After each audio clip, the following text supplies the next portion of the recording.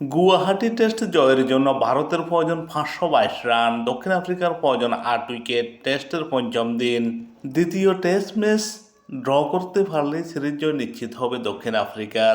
প্রথম টেস্ট 30 রানে জয়ের পর দ্বিতীয় টেস্ট ভারতের বিপক্ষে দক্ষিণ আফ্রিকা যা করতেছে তাতে হারার কোনো কারণ নেই। গুয়াহাটিতে ভারতকে যে 749 রানের টার্গেট দিয়েছে দক্ষিণ আফ্রিকা। টেস্টের চতুর্থ ইনিংসে সর্বোচ্চ রান তাড়ার রেকর্ড 718। জিততে হলে এই রেকর্ড ভাঙতে হবে ভারতকে, তার সাথে যোগ করতে হবে 131 রান।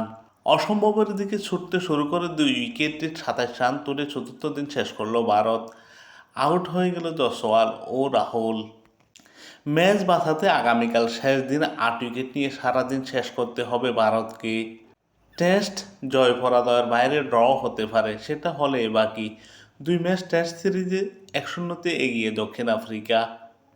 আর এই ম্যাচ কোনোরকম ড্র করতে পারলে 25 বছর পর ভারতের মাটিতে টেস্ট সিরিজ জিতবে দক্ষিণ আফ্রিকা। সব মিলিয়ে সর্বোচ্চ রান তাড়ার রেকর্ড 718। শুধু এশিয়ার মাটিতে খেলা টেস্টগুলোতে এর আগে কোনো দল 700 রান তাড়া করতে পারেনি। সর্বোচ্চ রান তাড়ার রেকর্ড 395। চট্টগ্রামে বাংলাদেশের বিপক্ষে তা করেছিল ওয়েস্ট ইন্ডিজ। ভারতের মাটিতে সর্বোচ্চ রান তাড়ার রেকর্ড 387। 2008 সালে ইংল্যান্ডের বিপক্ষে তা করেছিল ভারত। বুঝতেই পারতেছেন ভারত কি কঠিন পরীক্ষার মধ্যে আছে। প্রথম ইনিংসে বড় লিড নিয়ে দক্ষিণ আফ্রিকা চূড়ায় উঠেছিল। প্রথম ইনিংসে দক্ষিণ আফ্রিকা তুলেছিল 789 রান, যেখানে ভারত গটিয়ে দেয় 201 রানে প্রথম ইনিংসে। 288 রানের লিড নিয়ে দ্বিতীয় ইনিংসে আফ্রিকা খুব বেশি তাড়াহুড়া করেনি। আর চতুর্থ দিন তৃতীয় সেশনে তারা 8 ওভারের বেশি ব্যাটিং করেছে। 78.3 ওভারে 5 উইকেট হারিয়ে 260 রান করে ইনিংস ঘোষণা করে দক্ষিণ আফ্রিকা।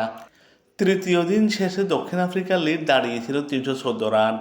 এখান থেকে ম্যাচে ফিরতে হলে চতুর্থ দিন দ্রুত বাফুমার দলকে আউট করতে হতো ভারতকে, সেটি করতে পারেনি ভারত। উল্টো 5 উইকেট হারিয়ে আর 70 ওভারের উপরে ব্যাটিং করে দক্ষিণ আফ্রিকা। 2 ওপেনার রায়ান রিকেলটন ও এডেন মাকরাম বড় ইনিংস খেলতে না পারলেও দলকে ভালো শুরু এনে দিয়েছেন দ্বিতীয় ইনিংসে। রিকেলটন করেছেন 35 রান, মাকরাম 29 রান। এরপর ক্রিস্টিয়ান স্টিভ 94 run, Tony de Zorzi 49 run করেন। তাতে দক্ষিণ আফ্রিকার রান পাহাড়ে চাপা পড়ে ভারত। ক্রিস্টিয়ান স্টিভ সেঞ্চুরি ফেলে বাপুমা হয়তো আরও খুশি হতেন। স্টিভ 94 রান করে আউট হলে দক্ষিণ আফ্রিকা ইনিংস ঘোষণা করে। দ্বিতীয় ইনিংসে দক্ষিণ আফ্রিকা 7টি উইকেট নিয়েছেন রবীন্দ্র জাদেজা। প্রথম টেস্ট ম্যাচ জয়ের সুবাদে এক প্রকার নিশ্চিত হয়ে গেছে দক্ষিণ আফ্রিকার টেস্ট সিরিজ জয়। দ্বিতীয় ইনিংসে ভারত যদি কোনো অঘটন ঘটাতে না পারে, দীর্ঘ 25 বছর পর ভারতের মাটিতে সিরিজ জয় করবে দক্ষিণ আফ্রিকা।